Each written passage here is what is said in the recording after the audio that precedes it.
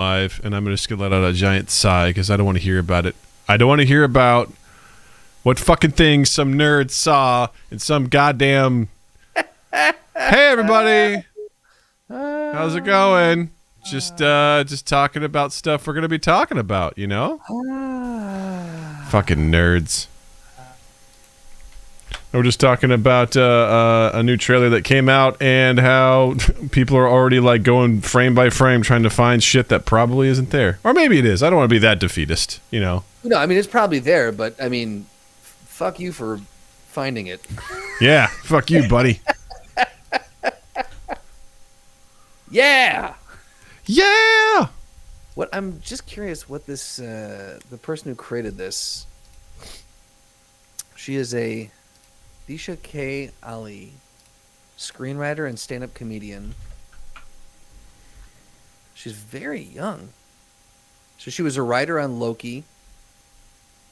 Oh, cool. 4 Weddings and a Funeral, Sex Education writer. So she's been a writer on actually not a lot. She's pretty fresh. That's really cool that she got this opportunity. Nice. Cool. Guys, we got some shit to talk about. Oh, boy, do we have some stuff to talk about. Oh, boy. Oh, goodness gracious. Oh, boy. Oh, hot potatoes. Oh, hot potatoes. You know how it goes. God, it's already getting hot as balls in here. Is it? It's that time of year where it's like the AC's not quite on yet, so you can't I got a heating pack on my lower back, so that probably doesn't help either. You know, still got back problems? I'm just keeping track. It's fine, but I like to. It feels better when I got heat on it. So got that hot heat. You know, we gotta lay low till the heat dies down on the back. That's what you want to see right before you get started. Yawn. Yep. This high energy tonight, guys. High energy. What do you try to do to get high energy, Justin? What's your tips and tricks? Usually 10 milligrams of THC gives me a bunch of high energy. I feel like that's not accurate. Yeah. It's the sativa. Now, if you said 10 milligrams of PCP, I'd buy that. Yeah. Usually it's I like to like before this I have a cup of coffee or some sort of something with caffeine, which brings me up just Mountain enough. Dew. Mountain Dew. I still remember the days when I was training, like facilitating stuff, and I'd have to be like, "All right, it's a Mountain Dew day," and I just have to grab a Mountain Dew to get going. I didn't have to, but that was my solution to it. I'm like, "All right, I'm feeling really, really down. Let's get this dew in the system." And I don't know why. I don't know when I really started like turning to coffee in the morning, but when I was in college and I was doing my I guess we'll call it my lab for radio, where you actually had to do a show. I had the morning show, and I had to wake up at like 5 a.m. and be there at 7. And it was a Mountain Dew every morning. That was once a week when I had to get down there on Wednesdays. But I don't know why I wouldn't do coffee. I think I drank coffee. I had a roommate in college. We would get up and walk to class. He would just get up out of bed, grab a Mountain Dew and a Pop-Tart, and he'd walk to class, and that was what he'd be having. And it's like, you think about all that. Yeah, whoever sold Pop-Tarts as a breakfast food is a real demon, I tell you. They're a real evil fucker, because that was... boxes of those, though, in college. Like, that was... College? I had that growing up. I remember I would have sugary cereal with the side of Pop-Tarts, sugary Pop-Tarts. Toast, yeah, exactly. It's awful. It's just, I had toast-flavored Pop-Tart. Ugh. God. No, man, it was in college. It was, and again, why you wonder like why we have a problem with obesity and stuff in this country. In college, I sustained myself on SpaghettiOs and Pop-Tarts. Mm-hmm. That was the cornerstone of my diet. Yeah, absolutely. And obviously Mountain Dew. Yeah, I am very thankful that right now Natalie is, there's times where I'm like, you probably shouldn't. I'm like, you're doing way better than I did, kid. You're miles ahead of where I was. And you know what? Yeah, enjoy yourself, treat yourself, because most of the time you're doing okay. I was going to say, like, your metabolism's high enough right now, Natalie. Go ahead and rock that out. You got it. I just want to start her on a path of routines that's like, this is what's, part of what you do. What real food is. Yeah. I actually get mad because she doesn't like steak anymore. She's like, I don't like steak. And I was like, you better figure that shit out, child.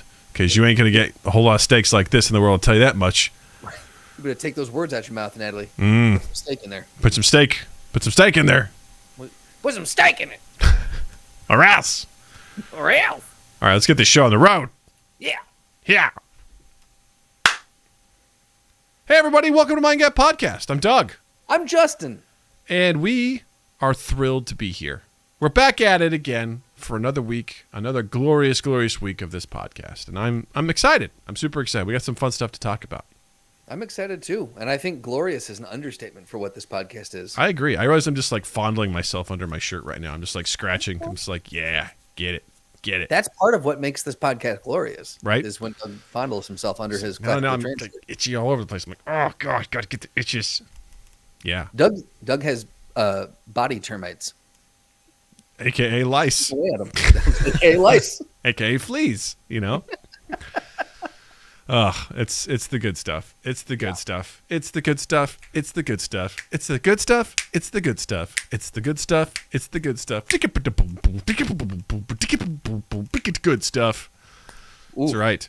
Ooh, we're coming in hot today. Coming in hot. Like literally, I'm sweaty. But that's a good thing. You know what else is good stuff? Housekeeping. Housekeeping. Gonna get right to it this week, ladies and gentlemen. And people that are non-binary and non-gendered, because you're welcome here too. Hey! We got some stuff going on here that we say every week, and we're going to say it again because we need you to know that, number one, we love you. And if you love us back, you can support us in a couple of ways. Number one, Patreon. Patreon.com/MindGapPodcast. Head on over there. You can subscribe to the $1 tier or the $5 tier. Either one is cool with us. Whatever's in your budget, we appreciate you. We appreciate the support. It supports the podcast and allows us to do cool stuff. Additionally, if you're like, hey, that sounds great, but I also would love to wear something that has Mind Gap logos on it. Well, good news. If you go over to redbubble.com and type in Mind Gap Podcast in the search function, you're going to find a cornucopia of content, of things that you can purchase that have the Mind Gap logo. You could get t-shirts, hats, face masks. You can get backpacks. You can get tote bags. You can get shower curtains. You can get all sorts of shit with the Mind Gap logo. So on over there, buy till your heart's content. Be happy, and we appreciate that support. If you're like, Doug, that's great and all, but man, times are tough. Supply chains are crazy. Oil and gas prices are going up, man. It's like there's embargoes and sanctions and shit. Oil gas prices? Oil gas prices going up. It's like, man, how are we going to fix this? Inflation is through the roof. The consumer price index is off the charts. It's up 7%. Like, Doug, come on, man. Like, I love you, but shit, man. I got bills. That's cool. That's cool, Hick Doug. All you have to do is just hit like and subscribe on our YouTube video, youtube.com/MindGapPodcast. Super simple, costs you literally nothing, and it means the world to us. Really appreciate it. Well, I mean, technically, you have to have the internet, so it might cost them something. Yeah, but you already... It's a non-direct cost. You're already paying for the internet. You can go, that covers so many things. And part of this is just click. That's all you got to do. Click and click. That's it. And you can support us there. If you'd like to join in on all the fun and the inside scoops of what's going on within the Mind Gap world, please check out our Discord. The link is in the description down below. And essentially, you can come and hang out with us and meet all the cool people that are part of our community. Keep growing. You can submit Ask Practical Doug questions. You can submit throwdown ideas. You can hang out and play games with us. We played some Left 4 Dead 2 last Saturday. You could join in on that if you want to get on that. Just head down to Discord, join it, join the family. We'd love to have you. And last but not least, if you didn't know already, we do live stream our podcast episodes every Tuesday at 8 p.m. Central. And I host a video game live stream on Saturdays at 8 p.m. Central. So come hang out. Come over there. Just hang out with us. We'd love to interact with you. We'd love to play along with you. We'd love to chat with you. And this Saturday is no exception. It's going to be a big one because this Saturday we're headed back into the dungeon. Shit. I wasn't ready. It's okay. Headed back into the dungeon. It came up quick. It did, right? It's only as opposed to 2 months. It's only been 3 weeks. So it feels like it just happened. It's Dungeons and Dragons, the fantasy adventure board game. through Tabletop Simulator. Justin, Sam, Jared, and Eric are on the final adventure to defeat the evil hippie Necrotim down in his basement, his evil, fun puzzle basement. And it's going to be a hoot and a half to see if these guys can make it out. They're in a tight spot because they went into the second to last room. They decided to open up the doors, and inside each of those doors was a monster. It wasn't good. They've defeated about half of them. But we'll have to see what happens. Yeah. Jared just goes, that's this week. Let's go! Even he forgot, so that's good. I'm glad I could help remind you. So, yeah, it's going to be a good time. Come hang out. I almost lost the Blessed Bow of the Elves, which is smaller and lighter than most bows and uses magical elven twine for tremendous accuracy. I don't want to lie. I was really hoping there's the slimes in this game, then they dissolve if they hit. There's a chance they can dissolve the weapon, and I was kind of hoping I could pull that off and just dissolve that one, but oof, the dice were in your favor, I guess, thankfully for you. Yeah. So, yes. So we'll see if the dungeon carrots can make it all the way to the head office and finally complain to the manager Necrotim about what's going on. So come check that out this Saturday. That is March the 19th, 8 p.m. Central, youtube.com/MindGapPodcast. Booyakasha. Woo! That is professionalism right there. Coughing off mic. That was the period at the end of that promo. That's right. Cough! Justin, how's your week, man? It's good. Yeah? It was really good. Last weekend we went back to Chicago. We went back to the city of Shy. And I had pink eye. No, I didn't. I just wanted to rhyme. Conjunctivitis. That rhyme conjunctivitis. Go. Plantar fasciitis. So I love you more than I've ever loved you in my life. Victory sip. Well played. Yeah, no, we went back to Chicago for Christmas. I bought Beth tickets to.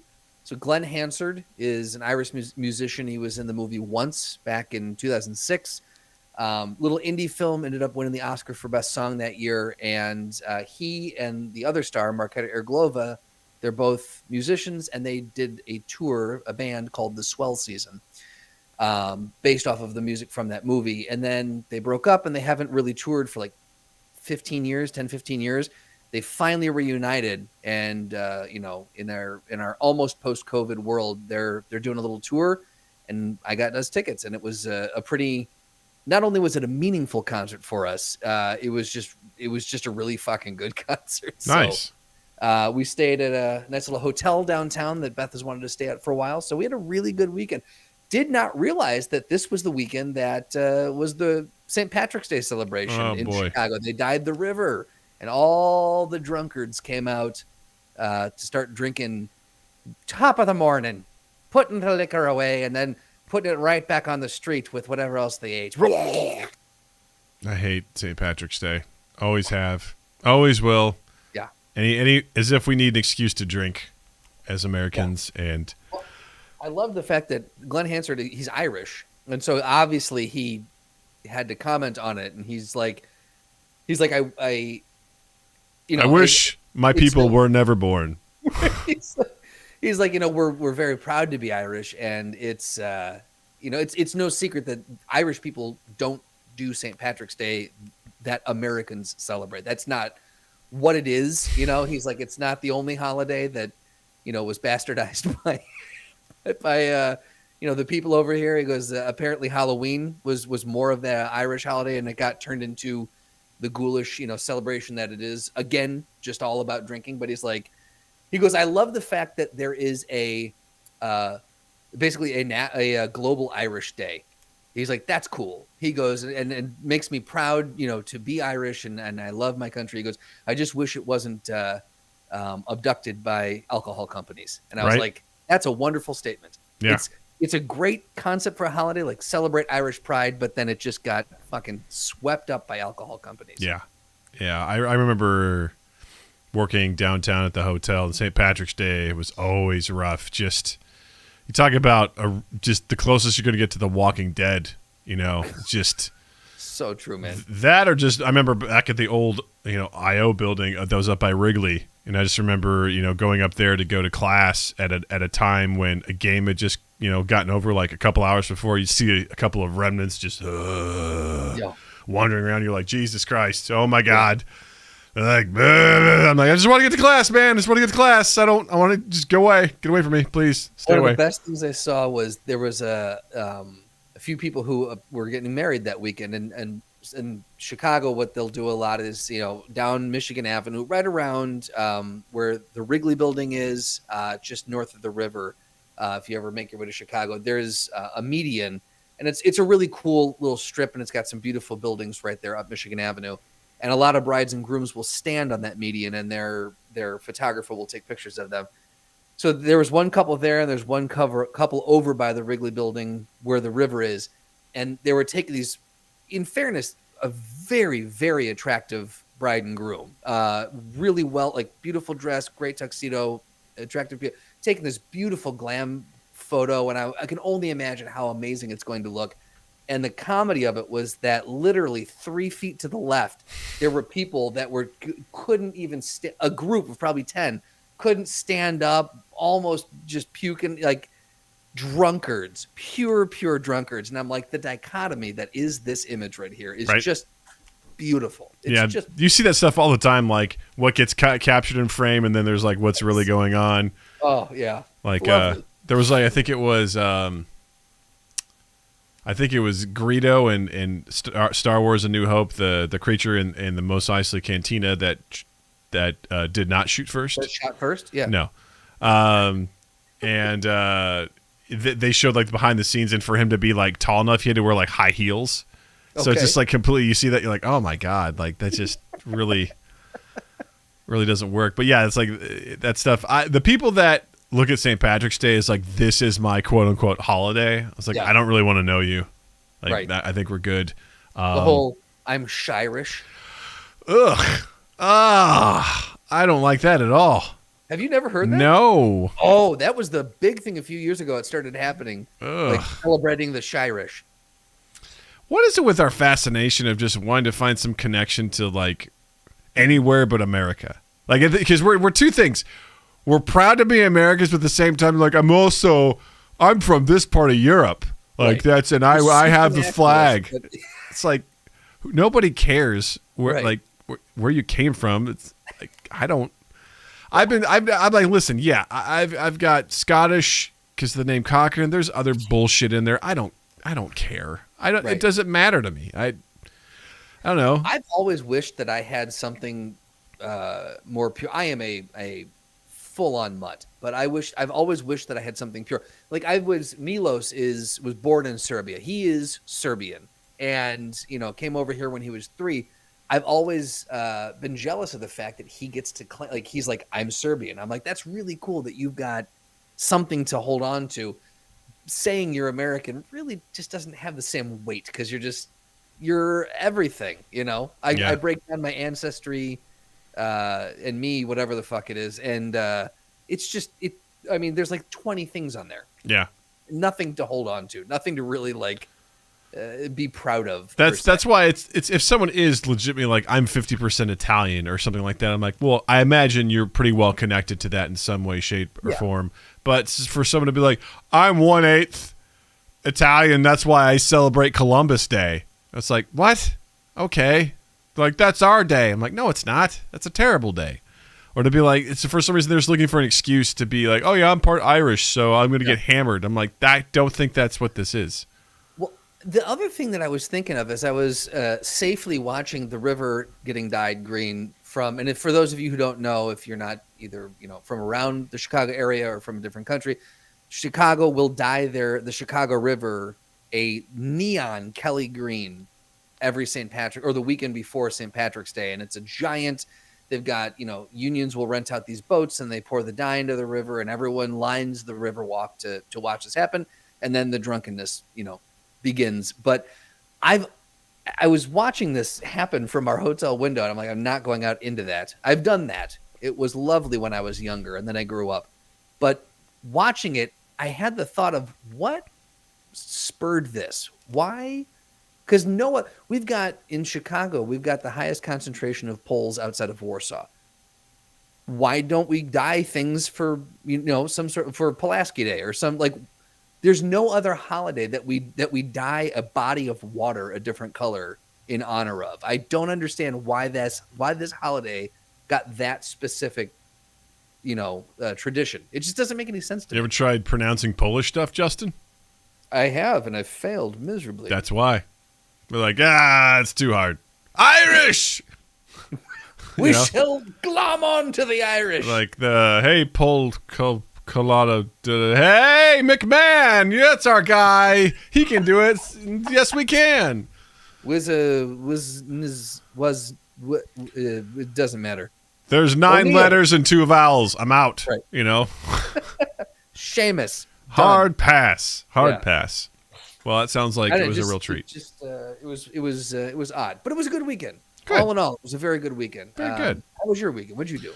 It was pretty good. I had a lot of fun playing Left 4 Dead 2 with the PPs out there in Mind Gap Land. Trying to think. I don't know. It's like one of those things like the week comes and goes and nothing super notable.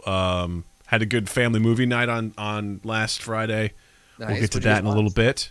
And we're having another family movie night this Friday. I'm gonna show Jill and Natalie Spider-Man No Way Home this Friday. Baby. Since wait a second, is it coming out? It came out today as of the recording. I didn't know that. On digital. No way. So looking forward to that. I think it'll be fun. I don't think it's going to have the same impact that it did on me. I don't think Natalie's going to get many of the references, and I don't think Jill's going to remember them. So it should be fun regardless. But it's a good one. So yeah, it'll be good. That's cool. I thought you were going to say that you were going to bust open Rampage, and you guys were going to watch that.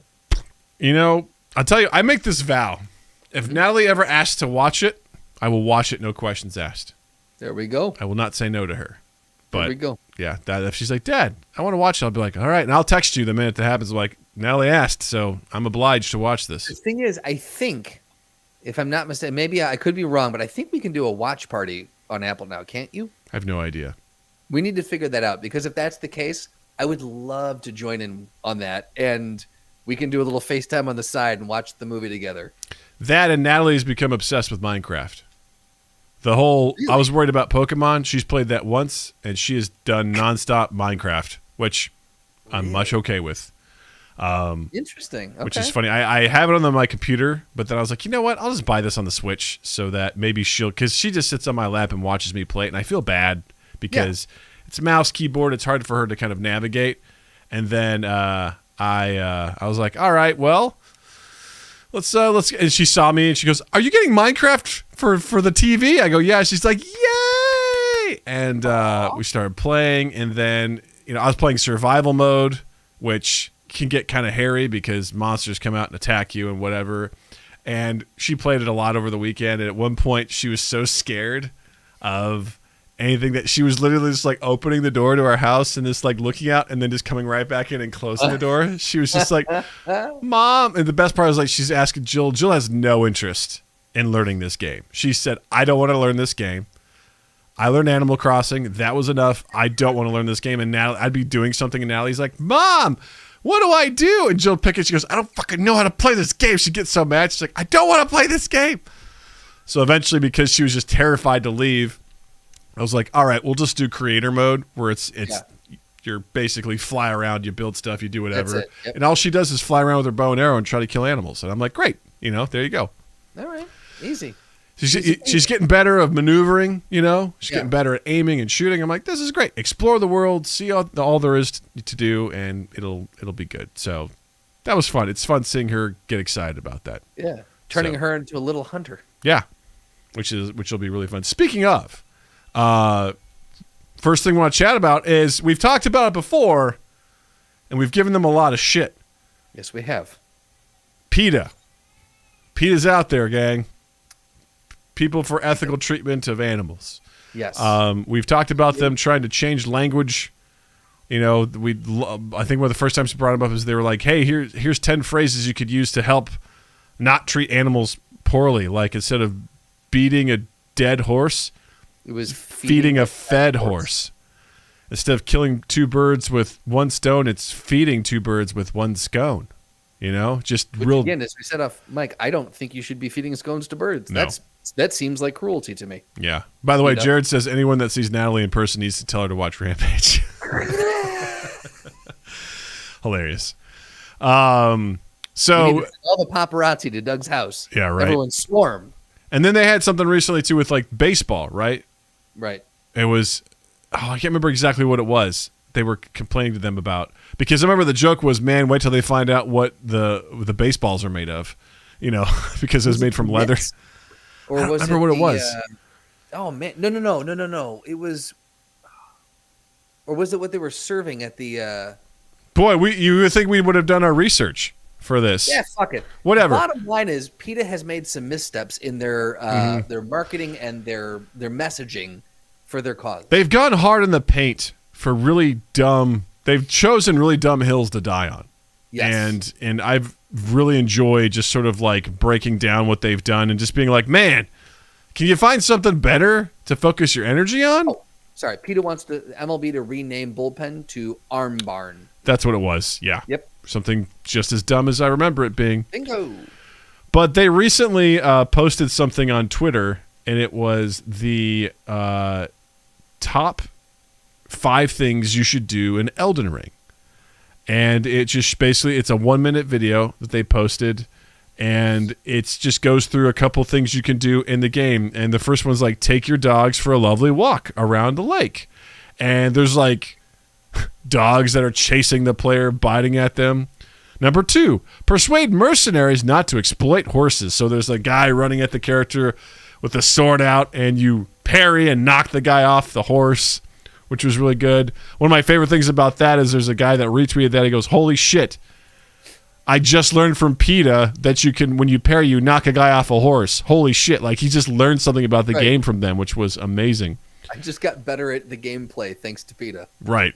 It's like, observe wildlife from a safe and respectful distance. And there's like a giant bear just sort of like clawing at a tree in the distance. And the character's just like crouching and spying at them with the spyglass. It's like, check out an animal sanctuary. And this guy's walking around with a shield as a bunch of wolves attack him. It's like, just remember, if a sanctuary offers hands-on experiences, it's not legit, as these dogs are attacking. The last one says, spend a peaceful moment with some amazing animals. And it shows him like, you know, by a giant tortoise, by an owl, just, you know, hanging out, being chill. It's like the animals in the lands between deserve your respect. And you watch the character gets picked up by a giant crawfish and basically gets, you know, split in half. And then when it dies, instead of it saying you died, it says go vegan. And I just found this to be incredibly full of humor and fun. I'm like, this is how you do it, man. Yeah. This is how you take your message, sprinkle with some humor into something that's really popular. That's how you get your message across. You do it that way, as opposed to, I think that Elden Ring should be banned because you can skin wolves in it or something, you know? Exactly. Yeah. It's just there. Some of the stuff that they've gone after has been so either presumably trivial. Again, the bullpen, like, I don't like, we talked about this initially. Like, I don't think anyone, when someone says, oh, they got the pitcher warming up in the bullpen, I don't think anyone conjures the image of a bull being penned up and tortured or bullfighting. I don't think that, like, it just seemed like a weird, like you said, a weird hill to die on. Yeah. And so this is lighthearted. It's fun, but it also gets the message across. This is a wonderful, I hope that they fired whoever was in charge of their marketing previously. And this is the new guard we have now. And I'm all for this kind of messaging. I think this is wonderful. Yeah. Because and not just because it's nerdy. Well, but like, it's the right tone. I think it's really great that, I mean, some people be like, oh shit, they figured it out. They're being subversive, you know? But I'd at least appreciate this because they're looking at something popular and they're saying, how can we show people what we stand for using this medium?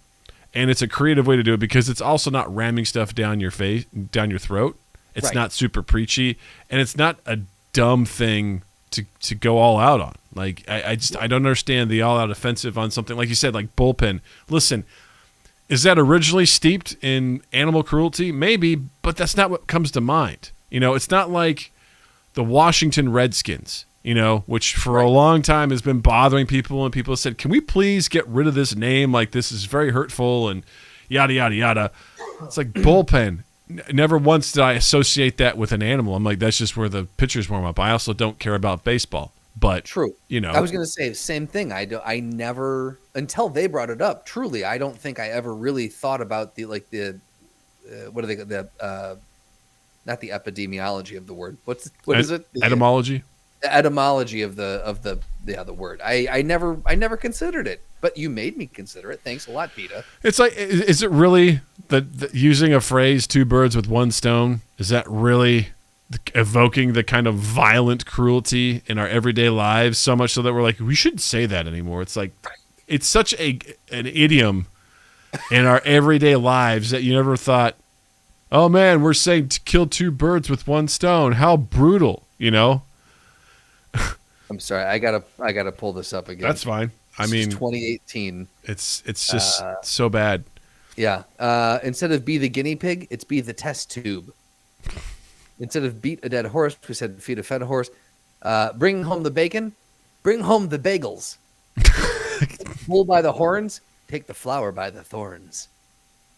That was the one I couldn't think of. Yeah, grab the flower by the thorns. I kind of wish there was more. Like, it's sad that there's only 5. I just feel like once you start policing people's language, especially over something that's so trivial like that, it's really you're not doing well. So I want to take a moment to really shout out to Peta. Hey, I well done. This is a great job. Yeah. This is really well done. Folks, keep doing this. Keep doing this stuff, because while I don't agree with everything Peta has to offer, I do love animals.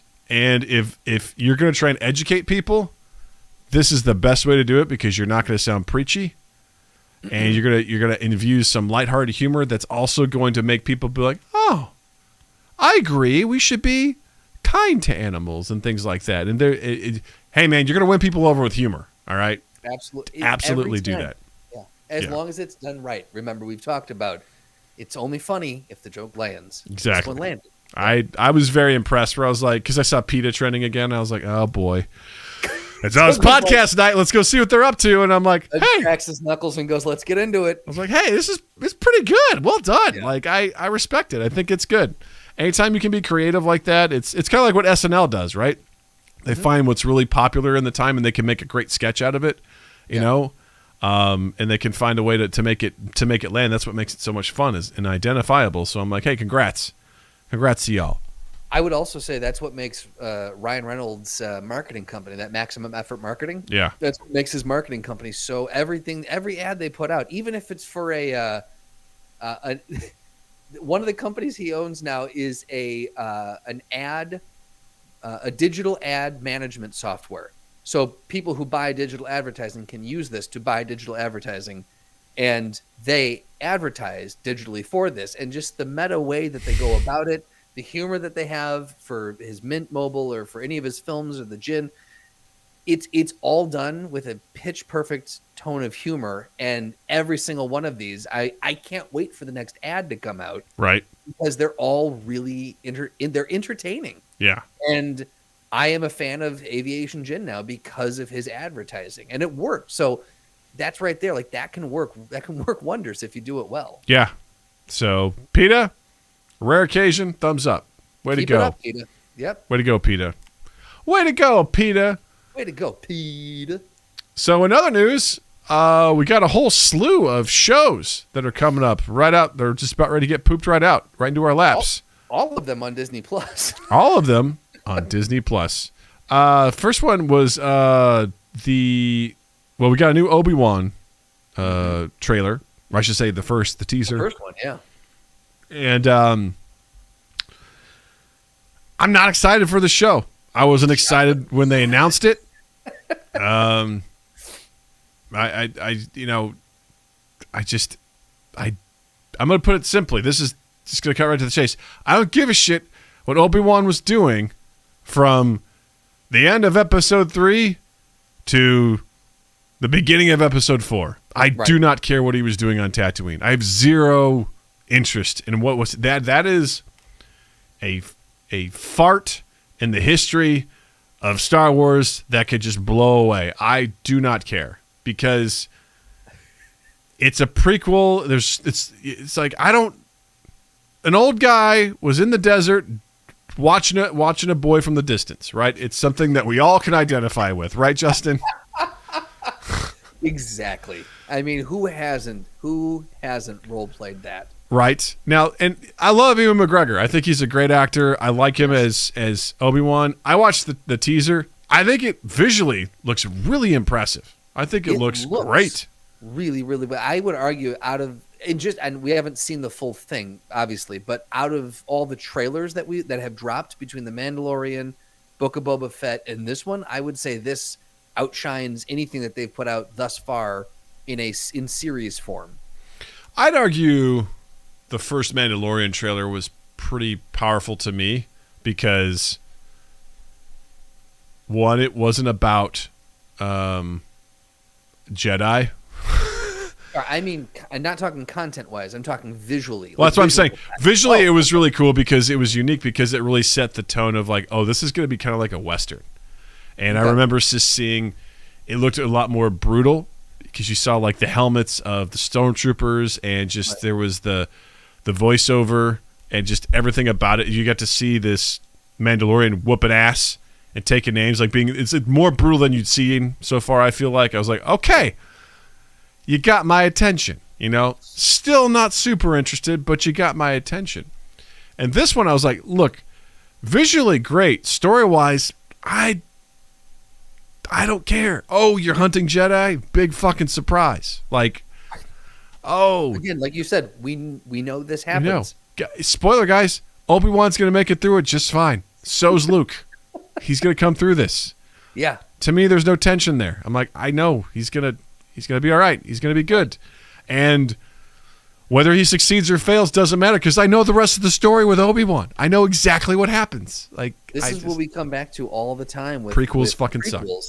And you at first I wanted to argue this point when you brought this up for the first time years ago to me. I think it was like episode 19 or something like that. What's it? Oh, about the prequels? Yeah, we did that with James Conklin. Yes. Oh God, yes, James. I wanted so badly to argue. I was like, I like a good prequel, and the more we've talked about it over the years, the more I've thought about it. Your points are very valid in that in a prequel, the stakes are very low because you know what comes in the next movie or what is presumed to be the next movie. Yeah. You know, so it's really, really hard to do. You might do something entertaining, but you're never going to do something that's like mind blowing because it's hard to keep anyone in suspense when you know, oh yeah, that character is going to be fine. Yeah, I think it's pretty challenging to do a good prequel because there's some stories that, you know, I would argue that the prequel, you know, movies for Star Wars were interesting because you wanted to see Anakin become Darth Vader. You're like, there's definitely a story there I'd like to see told, right? Because we knew that it happened, but how did it happen? And I'd argue that it happened pretty poorly in those movies. But there was still there was an interest there because you're like, this is going to happen, and I want to see how it happens, you know? So there's definitely a drive. Oh, God, Noah says, this is true in a matter of perspective. Phantom Menace was his first Star Wars movie. Dear God. Okay, so in that case, the prequel worked because it was truly told in order for you. Wow, that's interesting. That's so fascinating. Interesting. I want to know, Noah, when the stream catches up, when you saw you saw 1, 2, and 3, when you watched 4, 5, and 6, were you like, whoa, much better? Like, did you have that thought, or did you think that 4, 5, and 6 were weaker, having started with 1, 2, and 3? Yeah, that's an interesting perspective because once that door is unlocked, you know, it came out the year I was born. All right, we're done here. That's right. Noah's like 24. We're done here. Yeah. I like the entire story. Okay, fair enough. I was like, ooh, old movies. Yeah, he's a film guy, so yes. I could see him appreciating those, having a good appreciation for him. But I think that it is Oh, go ahead. I said my other gripe is like, really, another story told on fucking Tatooine. Great. This backwoods nowhere town is like the center of this goddamn universe. Can we please do something somewhere else for fuck's sake? That's like saying, hey guys, most of American history, the most important shit happened in Kirksville, Missouri. Like just really? Yeah. And all of it, yeah, man, Kirksville, Missouri, big shit happened. Backwoods, middle of nowhere, but fucking hell, man, important people were there doing important shit, man. Like, Jesus Christ. Just, I know we saw shots of probably Coruscant or some other horse shit, but god damn, man. There's some guy on Twitter that, like I said, the same thing. He was like, for the love of God, can we do something on another planet? I'm so sick of it. Oh.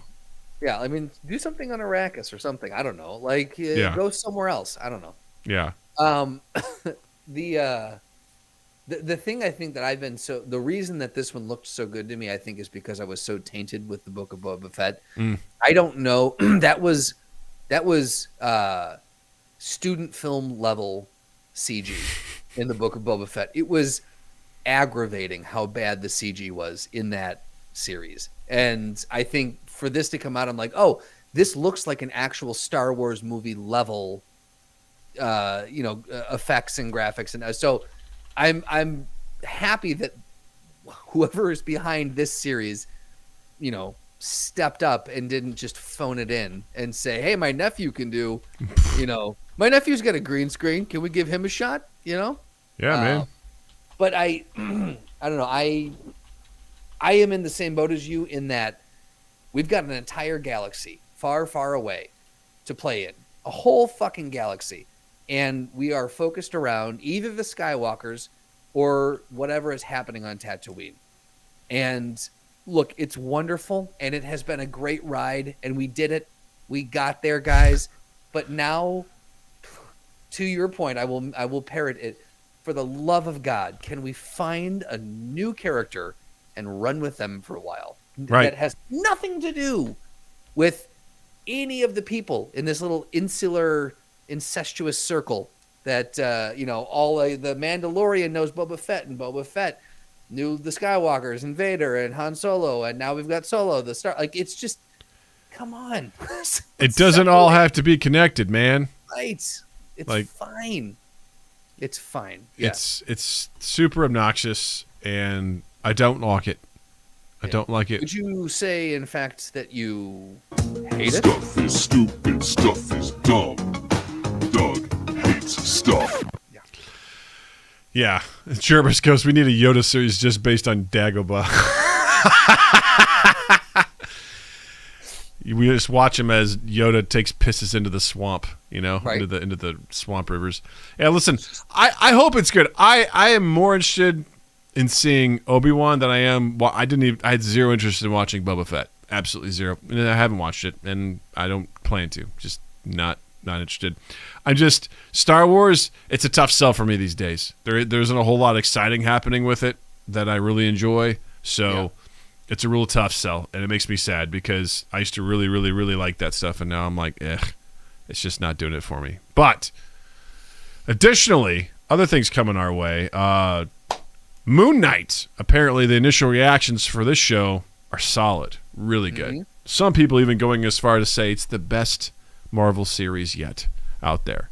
That is really, really high praise if that's the case. Yeah, I'm curious because I don't know much about Moon Knight. I know Wolf was on here a couple weeks ago, and he was talking about how much he enjoyed it and kind of breaking down the character and whatnot. And it sounds very interesting. And I love Oscar Isaac.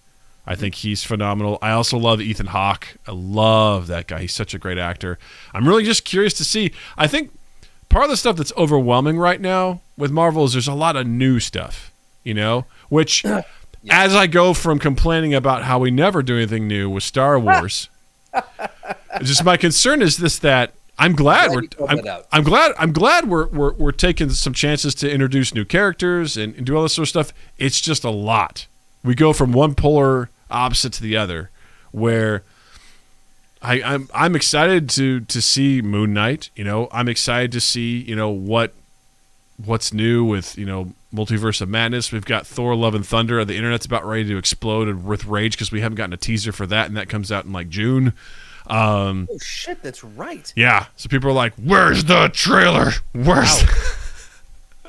We're gonna rip the walls down. Where's the fucking trailer? We've got so much stuff coming down the pike. Like it's. I'm very interested to see what all this stuff means, and I actually like the idea that we're gonna get like 6 episodes, because what a great intro to these characters. To then, if they want to pop up. Right. Now, granted, there is a barrier of you need to have Disney Plus to see this, Absolutely, sort of thing. Yep. But hey, Disney going to make money. We're Disney going to make money. That's true. But I think I'm looking forward to it. Like, I was thinking back on when we initially were seeing the rollout of the MCU, back so many years ago, and the fact that it didn't seem like there was. At the time, we were like, "Holy cow, they're doing all this stuff!" But it was still pretty well paced, and it was there was only a few. They introduced Iron Man, Captain America, and Thor, and they rolled with them for a little bit, and then they joined, and then it was a little bit of a slower rollout, but they didn't have a streaming platform to utilize at the time. If they had this platform, then I think it would have been they would have hit a breakneck speed much earlier. Because now they're like, cool, let's just we've got billions in the bank. Let's throw it at 20 different people. You all make stuff simultaneously. Here's your through line. You need this person to show up, and you need this person to show up. Go. Mm-hmm. And now it's just content is just rolling. They've got the money. They've got the trust from the industry to make good stuff. And now they have 2 platforms, movies and streaming. It's just they're going gangbusters now. Yeah, I think that's why we're seeing so many new things. I'm excited. I think it is a lot to keep up with, but again, I think we need to introduce these new characters because we've sat for 10 years with these old characters, and the old characters are literally getting old. These guys are aging out of their desire to play these characters anymore, and they're aging out of the ability to physically, keep up with the demands of these characters. We got to usher in a new wave, a new generation of people if they want to keep this, money train rolling. Yeah, right. So I think anything Oscar Isaac does, I don't think there's anything I've seen him in that I've disliked. So X-Men Apocalypse.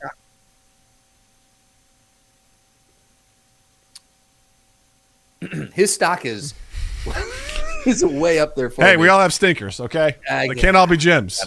Well, that's the thing is everyone forgets about that movie, as they should. I know. Yeah. I watched it the other day I fast forwarded through it. Yeah. Just kind of picking up the big action sequences. I was like, well, maybe, because I watched it on a plane initially, and I'm like, well, maybe. And I was like, fuck, no, this movie is dog shit. It's funny when you revisit that stuff and you're like, yeah, just as bad as I remember. Yeah, I was right the first time. Yeah. The only good thing about that movie is the small bits of Michael Fassbender, Magneto, in the beginning of the movie. Phenomenal. Sure. Hands down, that guy and McAvoy, those guys, goddamn, doing their damnedest to try and hold that movie afloat. And Fassbender, when his family gets killed, spoiler alert, and he basically loses his shit. So awesome. Yeah. So yeah, really looking forward to Moon Knight. Comes out March 30th. Looking forward to catching that. It's funny because I was just mentioning that to Jill over dinner, and Natalie's like, "A new show?" I was like, "Yeah." She's like, "Can we watch it?" I'm like, "It's not out yet." She's like, "Oh." I'm like, "I don't even know if this is a show for you, kid." Like, Natalie's learning expectation and patience. Yeah. Yeah. So she's very excited about that. And then also, as Noah mentioned also in the chat, the Miss Marvel trailer dropped today. Which was very cool. This might be a Natalie show. That one looks very much like a Natalie show. Yeah. It's very cool about Kamala Khan and how she becomes the titular Miss Marvel, which is really exciting. I've grown to like her actually from playing the Avengers game because she's kind of interesting. Okay. Kind of the main character. One of the main. You start out with her and everything. You get to really know her and her abilities and what she does. And she's actually in that universe, the Avengers. Essentially, there's a tragedy that causes a lot of damage, and the Avengers disband. and she's actually the one that brings them back together, which is kind of cool. That's cool. And she's just a perky, naive, fun kid who's just trying to be a hero, trying to find her way in the world, and it looks really cool. And I think this has got some similar elements to it of teenage girl doing teenage girl stuff, but then also at the same time, she just is infatuated with Captain Marvel, wants to be a superhero. And that's something that I think was cool in the game, as they talked about, is, she so trains on her own. She wants to be a superhero, but people tell her, like, Bruce Banner's like, this isn't an easy life. Like, you have to make real tough decisions sometimes, and you're not going to like the outcomes and just, the progression of being a hero. I'm really curious to see.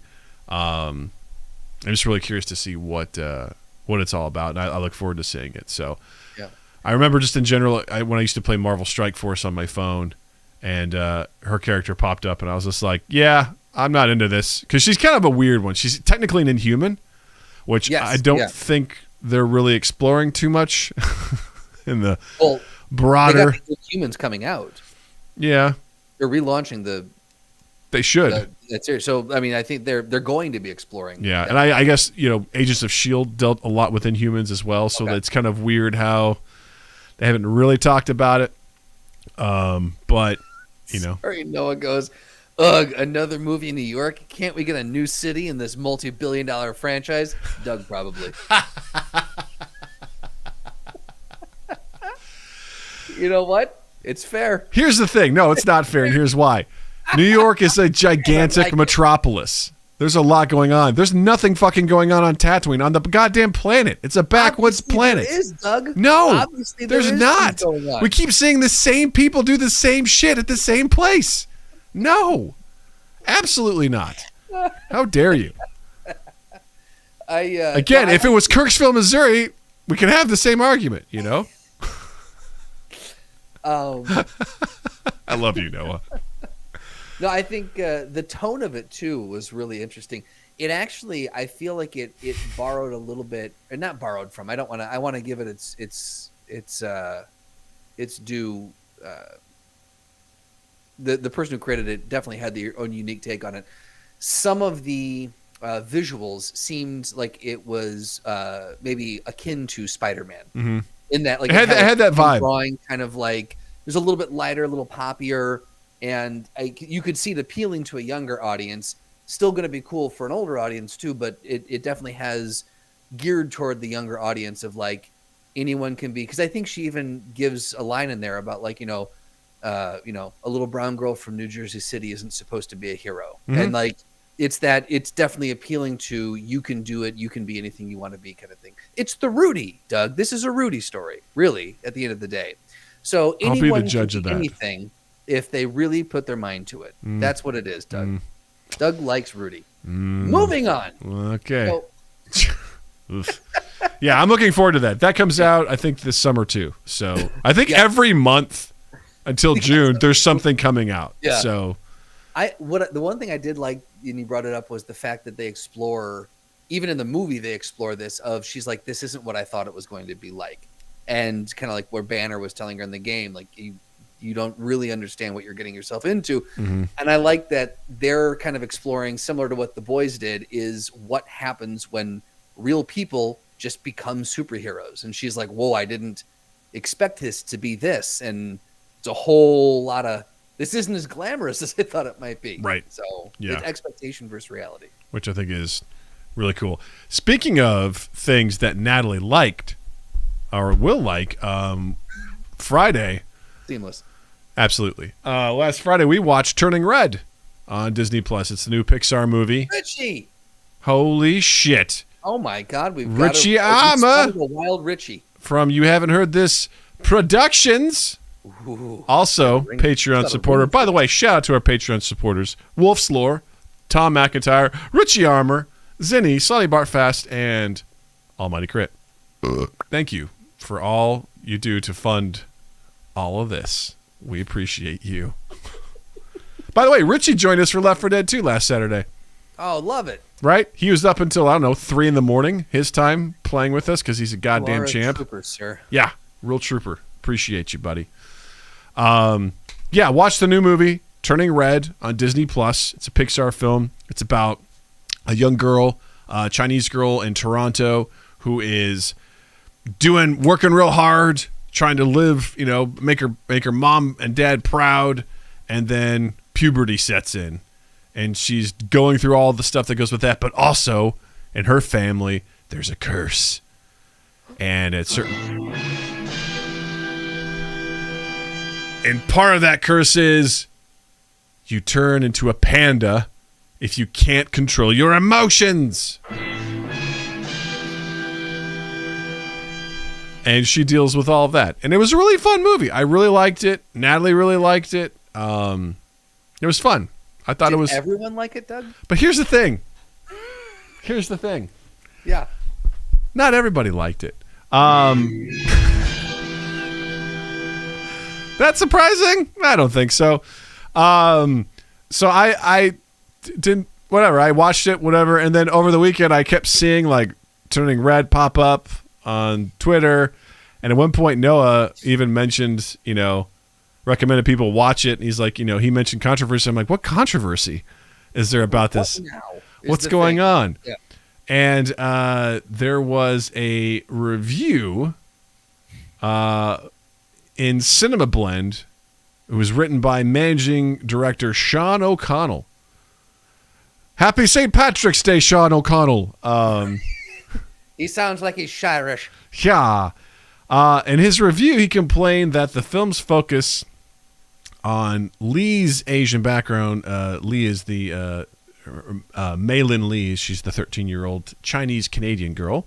He said, by focusing on Lee's Asian background as well as plot lines that revolve around Lee's struggles through puberty as a young girl, limited the film's ability to connect with audiences. He wrote, I recognized the humor in the film, but connected with none of it, he wrote. He said, by rooting turning red very specifically in the Asian community of Toronto, the film legitimately feels like it was made for Domi Shi, who's the director's friends and immediate family members, which is fine, but also a tad limiting in its scope. If I may. Oh, please. Yeah. That's that. Yeah, this is such a poor argument for not liking this film.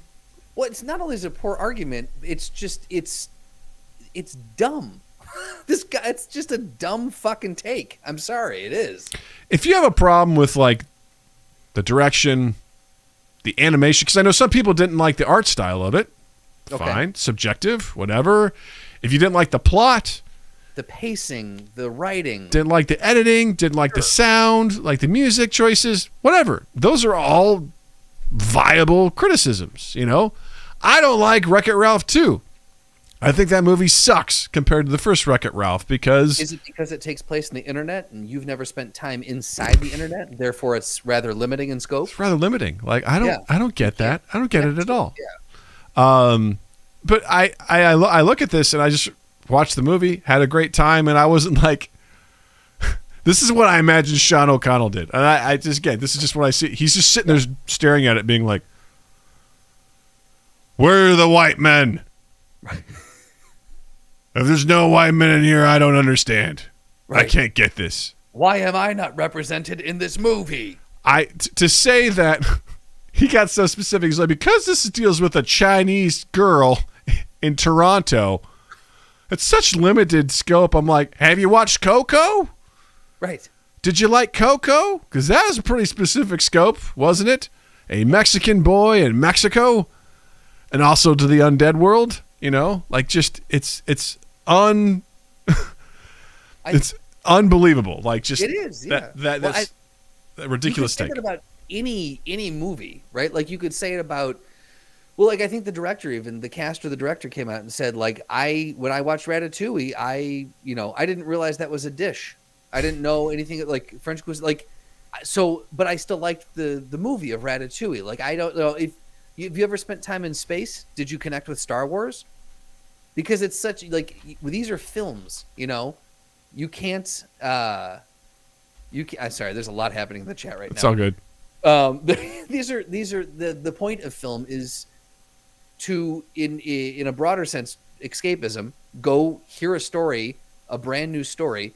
And then in a more narrow sense, you mean to tell me that you can't connect with someone struggling through puberty? Have you never gone through puberty? Like, just because you're not a Chinese girl in Toronto doesn't mean that you can't be like, oh yeah, I had anger issues when I was in, because I know I did growing up. I struggled with my emotions and how to, go through, like, how to figure out how to navigate the social structure of school and all that. All these themes are present, and it's not that big of a fucking stretch unless you're a moron. It's not that big of a stretch to be able to say, oh yeah, I see what this is. I can connect with it. This guy is just this was such a aggravating take, and the fact that it came from a straight white male is just even more aggravating, because I'm like, come on, man, come on. I feel like be better. Trying to live up to your parents' expectations and going through puberty are like two of the most universal, like, things that we can all identify with. It's so easy to be like, oh, I don't want to disappoint my parents, and oh yeah, puberty's weird. I brought this up a lot, but like, I remember being in junior high and just being like, how do I walk with my hands? Because one person goes, hey man, you swing your hands a lot when you walk. And so I was so self-conscious when I walked that I didn't move my hands at all. I just like walked like a psychopath, just like arms stuck at my side. Because like, oh, apparently I walk weird. And it was a weird time. Just everything about me changed. I got contacts. I got braces. I started doing a lot of sports. I started being really into girls, and just my whole world changed. It was weird. It was complex, and I see this movie, and you've got a girl who is dealing with the idea of honoring her parents and her ancestors. Like, that is huge within that culture. It's like, hey, it was the whole deal of like, you do what we want to make us proud, not what you want to do. And I feel like we've all been there, right? Where someone is really pressuring us. It's like, hey, you should do this. You're like, but that's not really what I want to do. That's so many movies. In so many movies, and I would argue that the majority of people probably, unless you're really fortunate, probably have dealt with someone else's expectation on them. It is a very, very common life theme. Yeah. Yeah, no, it's one of my favorite responses you kind of already alluded to is someone goes, yeah, man, I get this, I'm not a car, so I really don't get the movie Cars. Like, I can't understand it at all. It's just such a dumb perspective on this. And ultimately his article was removed, and the editor-in-chief in Cinema Blend said, we failed to properly edit this review, and it never should have gone up. No shit. Right. And then he has since the actual author has taken to Twitter to apologize and this and that. But it's one of those things where there's a lot of people who just fell down on the job. Yeah. At Cinema Blend. Like that. Yeah. The author should never have, should have had better sense. If you're one of the head writers over there, you should have better sense than to write that. And then who caught it? Who was reviewing these articles before they go out? Yeah. I don't know, man. Like, again, if you want to debate other elements of the film, sure, fine, that's cool. But to be like, nah, I think this is pretty limiting in its scope because it takes place in Toronto with a Chinese girl and her family. I'm like, okay. If you're like, because he may not have intended this, but it read like, where are the white people? That's what it read like to me. Absolutely, yeah. And whether or not he intended it, that is exactly, there's no other way to take what he said. And there's also allegations too that with Disney, they've been really grinding away to any like LGBTQ content in their films, and there was definitely some stuff in this movie where you felt like there was some of the connections there with that, but it's got omitted or possibly was like, let's not do that. You could argue about that. That's totally, like, there are some valid things to talk about, but just to be, I don't know, man. It's such a shitty, it would have had to been worded absolutely perfectly to get his true intentions across. I don't know if I want to believe that his intentions weren't like, where are the white people? But that's how it came out. Like, that's how it came across to me. It was like, I can't identify this because I'm not a teenage girl and I'm not Chinese. It's like that. Right. Where's your imagination, sir? I'm not a hobbit. I don't understand how Lord of the Rings works. I don't like jewelry. Like, I would never be enthralled by an evil lord. Let's go down the list. I've never been in the mafia. I don't relate to Godfather. I'm not plugged into the Matrix. I don't understand how this is working. Like, what? What is this? My parents were not murdered when I was young, and I grew up an orphan and like bats. I can't relate to this movie. Yeah, it just goes on and on and on. It's such to say it's a level one, sort of viewing it as, I think, disservice to level one stuff. It's extremely surface level. You know what this guy is? He's a level 9B at putting his foot in his mouth. That's right. He's undeniable. He would win that throwdown. Absolutely. Yeah. His foot would beat his mouth. The end. His foot would beat his mouth up and fucking down. Up and down, y'all. You know what it was? It was not a practical article to write. Sure wasn't. I think at the end of the day, it was not practical. And I have a feeling that really eats away at Practical Doug. You got the questions, we got the answers. All you do is ask. Practical, practical, practical, practical, practical, practical, practical. Ask Practical Doug. Oh, boom, boom, pew, pew, pew, pew. So if you've never joined us for this segment before, Ask Practical Doug. There's a small Doug that lives inside the Big Doug. That small Doug is known as Practical Doug, and he helps Big Doug through life's decisions. He helps guide Big Doug's hand, if you will. And our audience, be it on the live chat as you're watching this on YouTube or on our social medias or on our Discord, you can send us your questions. You can ask Practical Doug something. If you're on social media, hashtag Ask Practical Doug, and you might get your question answered here on the old segment. So we've got a few new ones, and I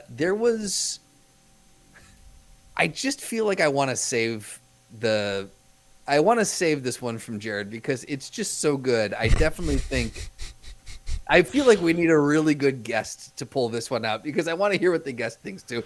So I'm going to go with this one from Slotty. All right. Okay.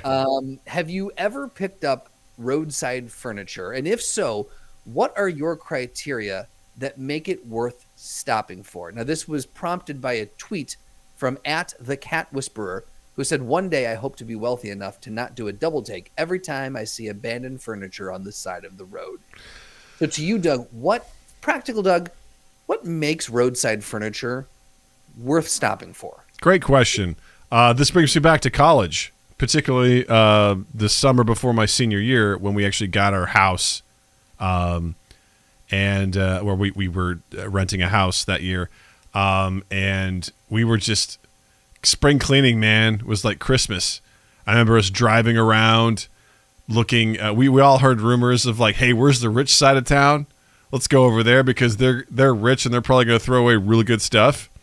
And I remember we grabbed a couch, we grabbed like a coffee table and all sorts of stuff. And looking back on it, it's pretty disgusting to think that we grabbed someone else's couch. That was just on the side of the road. Like, you don't know, even back then, Jill was like, this is pretty gross, guys, that you would do this. Because you don't know, this wasn't like refurbished. It wasn't cleaned. It was sitting on the side of the goddamn road. Like, just, who knows what was crawling around in there? Who knows? Like, it was disgusting. And the thing is, getting older and buying furniture, Jesus Christ, is it expensive? Like, it is not cheap.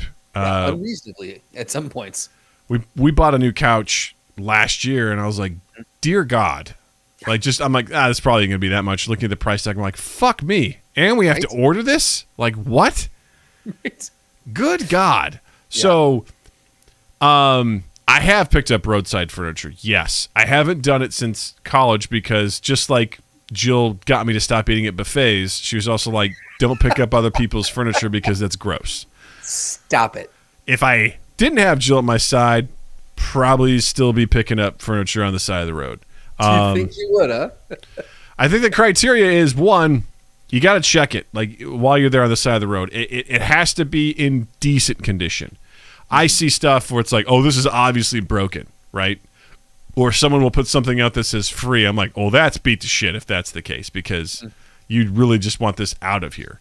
Which, by the way, I'd recommend Free Cycle, or there's some pages that Jill uses all the time where people psychotically stock those to get the most random shit. I'll give you a perfect example. Please. I bought a lot of Spindrift like packs, especially for when Noah one would come, and it comes with the worst flavor of all time, which is grapefruit.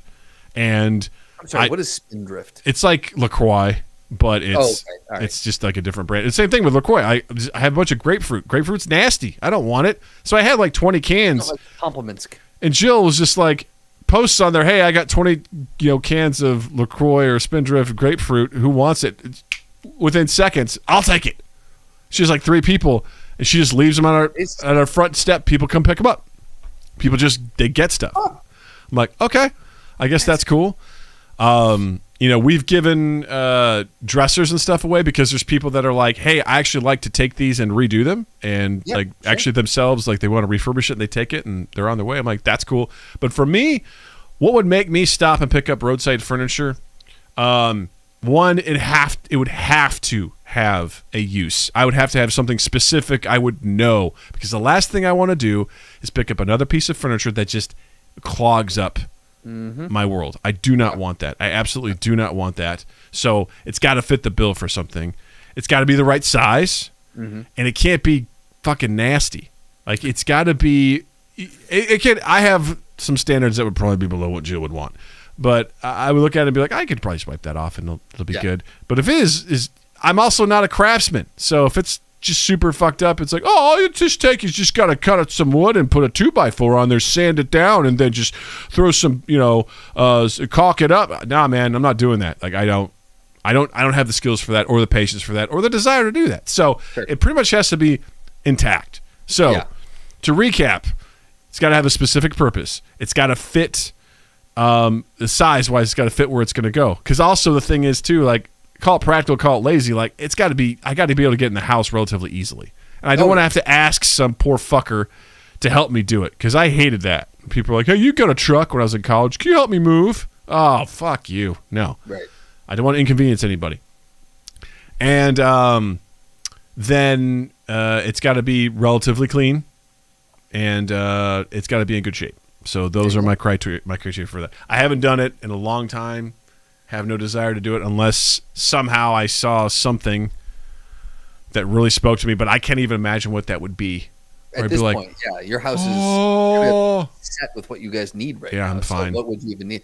I roomed with a buddy in college, and he still is one of those guys who can see something and go, ooh, I can use that to make this, like, just his mind. I think his dad was an engineer, and he must have inherited some of that DNA, because his mind just worked in those really creative ways. He was a musician also, and went to school for Foley art. Oh, cool. The people who do sound effects and such, like footsteps. Like, I thought you say like farts. Yeah, I mean, look, if it calls for it, fart into a microphone. That's all I'm saying.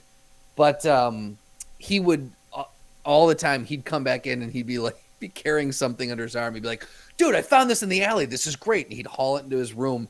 And you'd go in there, and he had this, like, rack built out, this sound rack that he would be, either he had amplifiers in there or other, like, interfaces, or he was using it to store different things that he would use for Foley sounds.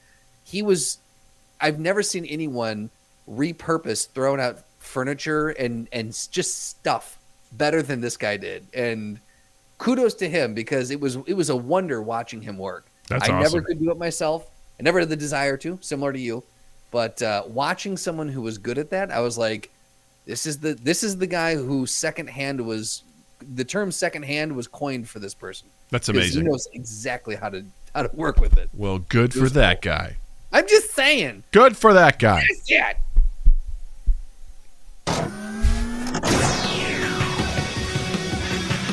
Welcome to the Throwdown. Oh boy. Oh Wait, boy. They both have one? Hold on, Justin. Keep it in your pants. I'm keeping it inside. All right, gang. If you're not familiar with this, welcome to the Throwdown. This is where two things enter an arena, and one must come out alive, and we have to decide what it is. Our Council of Elders, a.k.a. the Shadow Council, lets us know at the last minute what these things are, and we just found out what they are, and we are about ready to get into this. So, Justin, drum roll, please. This week's throwdown is Radioactive Man from The Simpsons versus Radioactive Man from the Marvel Universe. This will be very interesting. This is very interesting. I didn't realize that Marvel Universe had a Radioactive Man, though it probably should not surprise me. Yeah. In fairness, why can't I close this fucking ad? Because this site this website, it just keeps opening a new. Something to behold, let me tell you. I want it to go away. Okay. All right. Interesting. Okay. Oh, all right. Damn it! Ad keeps popping up. Okay. Who do you want to start with? We finally got one that's a different. They're different tiers. I'm so excited, Doug. I'm so excited. I'll do Radioactive Man from The Simpsons. If all you're right. Cool with it. Let's start it up. So he is a tier 7A. His origin is The Simpsons. He's a superhero millionaire. He is superhuman physical characteristics, enhanced senses, flight, nuclear heat vision, fire manipulation. He can set his opponent's pants on fire with nuclear heat vision. He's got light manipulation. He can emit light from his body by using nuclear power. Radiation manipulation and absorption, can turn himself into a nuclear reactor to absorb radiation from a mutant spider and the resulting radiation from the detonation. He's got resistance to radiation and lava. He bathed in hot lava. He's got an attack potency, mountain level, can explode with the force of 100 megaton bomb. I feel like that's going to be important to remember. I think you're probably right. Of 100 megaton bomb. His speed is unknown. He can lift an asteroid. Similar striking strength, mountain class. Durability, he survived and absorbed an explosion that would affect a city. Stamina, superhuman. He's got melee range, several meters with nuclear heat vision, and tens of kilometers with radiation. He's got no real equipment, and his intelligence is high. Built a functioning and complex machine. He built a functioning and complex machine. He built a fucking machine based on a radioactive ape's notes. He built a fuckbot. His name is Doug. Based on radioactive ape's notes. Reprograms robots. This guy's very smart. Yeah. His weakness is that his personality is permanently stuck in a conservative 1950s outlook on everything. I love Simpsons writers. Right. No matter what the time era in question was, in order to preserve his secret identity, Cloud is constantly wearing various types of hats in order to conceal the lightning bolt shaped shrapnel sticking out of his head. All right. Let's talk. That is Radioactive Man. Let's talk about Radioactive Man from the Marvel Comics. I love this. Passport, papers, bah! Use your guns on me. They cannot stop me. Nothing can. So Radioactive Man is Dr. Chen Lu, a Chinese nuclear physicist, working on a way to defeat Thor. All right. Ooh. Interesting. So he's a tier high 8C. Ooh, high 8C. High 8C. He's a mutated human, member of the Thunderbolts and People's Defense. Dorse. I think that meant force. No, maybe not. See here. Superhuman physical characteristics, self-sustenance, types 2 and 3. Okay. Radiation manipulation, absorption. Diabetes type 3. I just spit all over my screen when you said that. I was not expecting that. He's got a lot of the same stuff here. Yeah. Attack potency is large building level plus. He can harm Iron Man. Okay. Speed massively faster than light. He scales to Thor. All right. Lifting strength at class 5. He's able to throw around a forklift. So doesn't seem like he's as strong as the other Radioactive Man. Shrinking strength is large building class plus. Durability, large island level. He tanked a hit by Iron Man with ease and took hits from Namor and She-Hulk. higher versus his force field. He withstood blows from Thor and other various superheroes. His stamina is extremely high. Extended melee range. Optional equipment is chemical X, whatever that is. Intelligence, at least genius. He's an expert. Not high. He's genius. Yes. He's an expert in radiation nuclear physics. He's among the world's foremost authorities on the effects of radiation has on human anatomy. Weaknesses.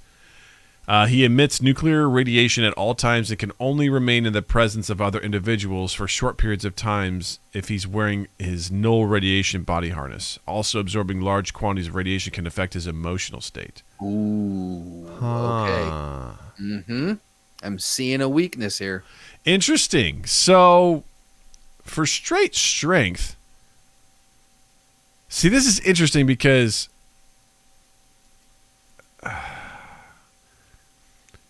man, this is a tough one. This is really tough because I feel like they're both extremely similar. Yes. In that, would their radioactivity harm each other? Is the question. So, I think, based off of what we're reading here, I think that Radioactive Man Simpsons, if he can explode with the force of a 100 megaton bomb, if what does it say? Absorbing large quantities of radiation can affect his emotional state. If Radioactive Man Simpsons can generate that kind of, well, I guess exploding with 100, that does contain a lot of radiation. So if he can do that, I feel like he can alter Radioactive Man Marvel's state of mind and or emotions, and he can use that and kind of play. Because again, he's got high intelligence. Simpsons Radioactive Man does. Yeah. So he can explode if he alters the emotional state of the Marvel one. I feel like that's a benefit on his side. I feel like, well, Marvel's Radioactive Man is definitely faster. He's faster than light, although yes. Radioactive Man from Simpsons is unknown. I get the feeling that Radioactive Man from Simpsons is stronger. I'm getting that vibe. Yeah, because Marvel can harm Iron Man, but Radioactive Man Simpsons can lift an asteroid. Yeah. And the Marvel's Radioactive Man is durable, and he can use his force field to take blows from Thor and various other superheroes. But again, like, he absorbs energy and radioactivity. So if Radioactive Man is just punching the shit out of him, you know, and if he can explode with I don't know. I'm getting the vibe that Simpsons Radioactive Man has greater strength and would win in the physical altercation just straight up, even if there wasn't radioactivity altogether. Because it seems like Radioactive Man from The Simpsons doesn't necessarily emit radiation. Yeah, he's not oozing. Yeah, he's just there. And I think he can use it to his advantage, where it seems like Radioactive Man from Marvel is constantly emitting radiation. And so he can emit it, but he's not constantly emitting it. Well, Marvel's Radioactive Man emits nuclear radiation at all times. Right, that's what I'm saying. But Yeah. Radioactive Man Simpsons, if he chooses to, can emit it, but it's not just always switched on. Exactly. So I'm thinking, I get the feeling that Radioactive Man from the Marvel universe, his reactivity is not going to affect Radioactive Man. That's not the vibe I'm getting from this. Right. Wait, you said Marvel's would not affect Simpsons? I'm just thinking that radiation would not affect Simpsons Radioactive Man. I don't get the feeling that if someone's emitting it, I don't think it's necessarily going to affect him in a negative way. He absorbed an explosion that would affect an entire city. So he can definitely absorb radiation and explosions. Yeah. So I feel like while it's unknown what Radioactive Man from Simpsons speed is, but I feel like he's got the strength on this. So like, because I think what Marvel's Radioactive Man brings to the table is that he's basically poisonous to be around. So Yes. that is a big win in his column. If he's just being around other people, he's going to affect them. He's going to harm them. But that doesn't affect the Simpsons guy, because essentially he's also a radioactive character. So I get the vibe that I think Simpsons Radioactive Man is going to win in just straight brutal fisticuffs. I think he will win. Yeah. I think he's going to win too. And I think it's specifically he's going to be able to, if he can let off enough radiation to affect Radioactive Man from Marvel, that's only going to be a boon for him. So I think we were saying that Radioactive Man for the Simpsons for the win! Da, da, da, da, da, da, da, da. Nice. That was a good one. Thank you to our council, as always. Y'all are always on point with your shit, and we appreciate you.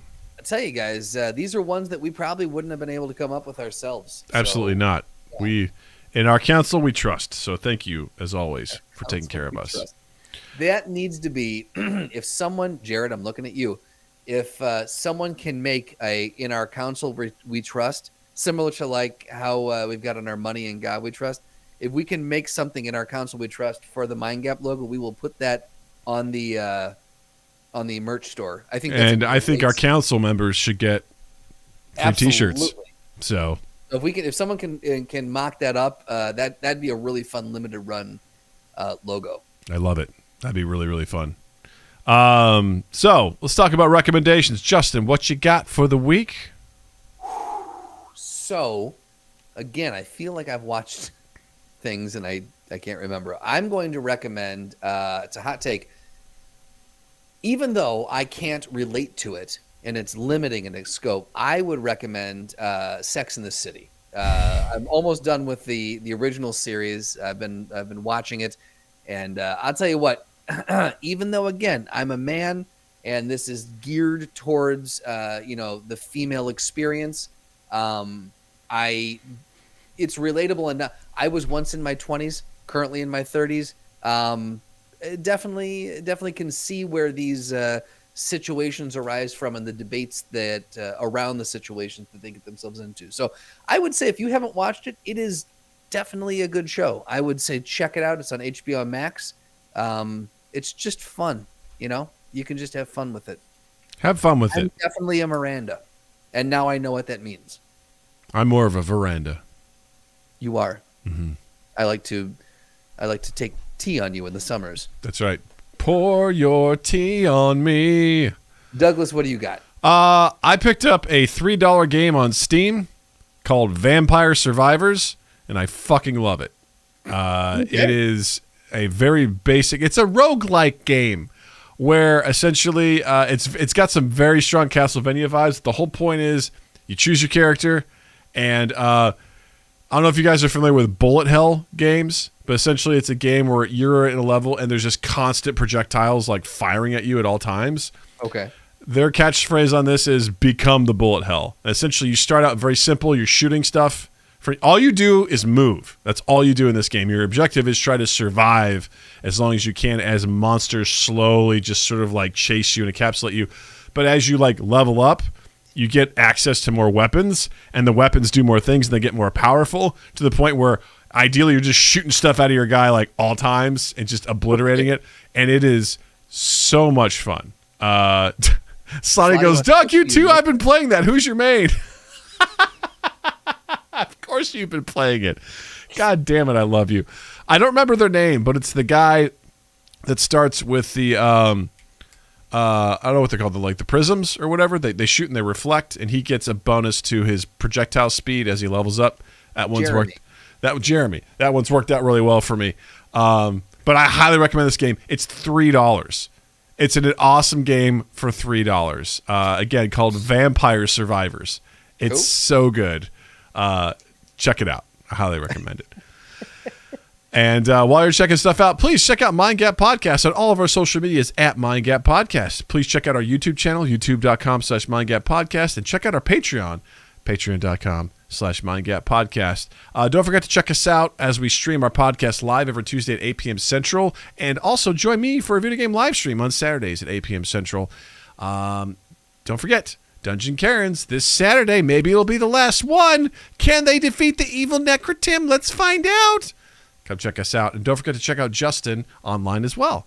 On Instagram and Twitter at Justin_Michael, spelled Mikel. It's the fun way of spelling it. And while you're in the online realm, check us out on Spotify, Apple Podcasts, Google Podcasts, Amazon Music, Samsung Listen, all the places, Podbean, all those things, where you can share us around, like, subscribe, rate, review. The rating and reviewing and the sharing, always greatly appreciated.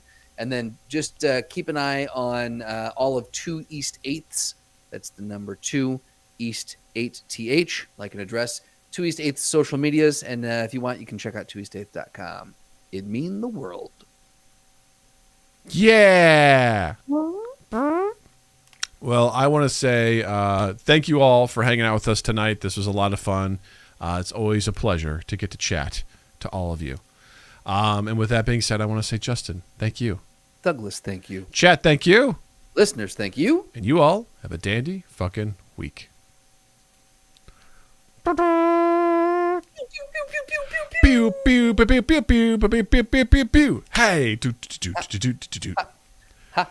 hey, Stefan Bernal, if you're still around, thanks for the trivia question. Apologies, it didn't feel like a good time to hop into that in the middle of the podcast. So if you're still around, I would happy to give my guess of what the largest living land mammal predator is, because I don't. Mammal predator. It's got to be the blue whale, right? It's got to be a blue whale, right? Right. I don't even know what that is. I feel like it's one of those trick ones, Is it like largest living land mammal predator? I mean, what would technically be considered a predator? Because you got lions, Tigers? you got. Oh my! How dare you? Yeah, you got bears. A person? No, that's a reptile. Person's not a reptile. Well, no. They might be lizard people. Well, yeah, totally different. The shape shifting, so it's totally up yeah. to them with what they want to be. I don't know. Like I feel like the wrong answer is like a lion or something like that. Yeah. But I don't know. I could think it must be the elephant. I feel like it is. Yeah, that's right. Yeah. Elephant's a mammal. Yeah, but it's not a predator per se. Time to Google it and figure it out. It's such a weird thing to hop into a chat and be like, "Hey, I'm going to ask you a question. If you get it right, I'll give you $15." It's like, all right. How are we doing this? Venmo? The polar bear. Really? Yeah, polar bears are pretty fucking huge.